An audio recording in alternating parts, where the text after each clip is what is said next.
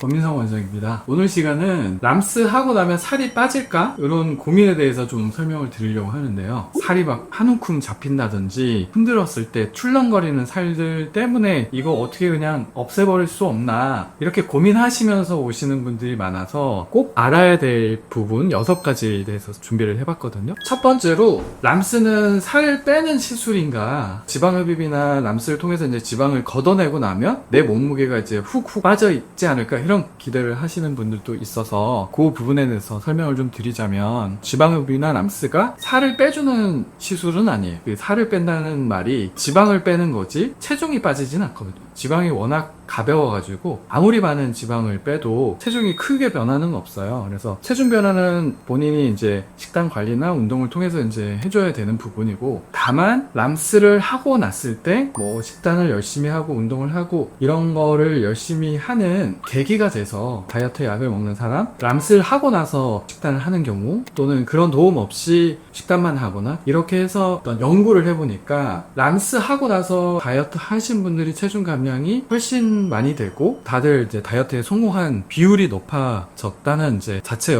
연구 결과가 있었어요. 그래서 람스를 해서 체중을 뺐다기보다 계기가 있고 어떤 목적이 있어야지 체중 감량을 잘 할 수가 있거든요. 그런 부분에서 큰 역할을 했다고 생각이 됐고, 그런 면에서는 람스가 이제 도움이 되긴 하지만 람스 자체가 체중을 빼주는 건 아니기 때문에 체중 감량을 하려면은 식단 관리나 운동이 필요하다 이렇게 설명을 드릴 수 있습니다.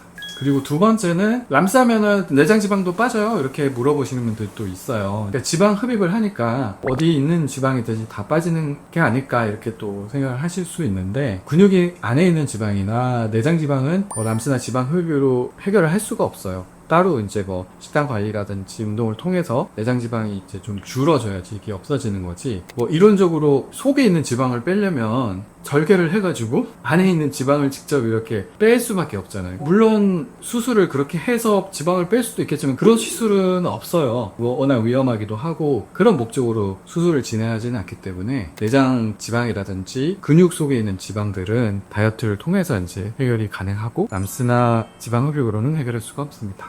세 번째는, 무조건 많이 빼주세요. 지방을 이왕 빼는 건데 최대한 많이 빼주세요. 지방이 없어졌으면 좋겠어요. 물론 이제 최대한 뽑을 수 있는 만큼 최대한 뽑는 건데, 그 최대한이라는 기준이 부작용이나 이런 게 없는 선에서 이제 최대한 많이 뽑는다는 얘기를 하거든요. 그래서 무조건 많이 뽑는 게 좋은 건 아니고 고려해야 되는 라인도 있고 과도하게 흡입했을 때 생기는 부작용도 있기 때문에 그런 게 없는 한에서 최대한 뽑는다 생각하시면 될 것 같고, 물론 이제 양도 중요하지만 라인이나 이쁘게 좀 뽑는 것도 중요하기 때문에 두 가지 다를 좀 고려를 해야 된다고 이렇게 생각하시면 될 것 같습니다. 다음으로는 붓기 뭉침에 대해서 스케줄을 어떻게 잡아야 될지 고민하시는 분들이 있어요. 물론 이게 개인차가 있어서 어떤 분들은 좀 빨리 회복하시는 분도 있고 회복이 좀 더디고 느린 분들도 있거든요. 평균적으로 봐서는 2-3주 정도가 멍이나 붓기가 좀 있는 시기다 이렇게 생각하시면 될 것 같고, 지방 흡입하고 람스를 비교를 해보면 람스가 캐룰라 자체가 좀 워낙 가늘고 해서 회복 기간은 좀 빠른 부분은 좀 있거든요. 그것도 개인차는 좀 있기는 하고, 길게 봤을 때는 한 달 정도 큰 붓기 생각하시면 되고, 그 다음 이제 한두 달 정도 잔붓기가 빠진다, 그 부분을 고려해서 스케줄을 생각하시면 좋을 것 같습니다. 람스한 부위는 다시 안 찌나요? 이런 고민이 있어요. 복부에 지방세포가 10개가 있다고 치면은 지방 흡입을 통해서 그거를 5개 밑으로 좀 개수가 줄어든다 생각하면 되는데, 5개가 줄어있는 상태에서 체중이 늘었다 빠졌다 하면은 이 5개가 커졌다 작아졌다, 이 크기는 커질 수 있거든요. 체중이 많이 늘게 되면은 이나 람스를 한 부위도 지방 세포 하나하나 커지기 때문에 예전 체중에 있을 때 지방보다는 좀 늘 수는 있거든요. 대신에 예전에는 10개가 있었으니까 10개가 커졌다 작았다 한다고 그러면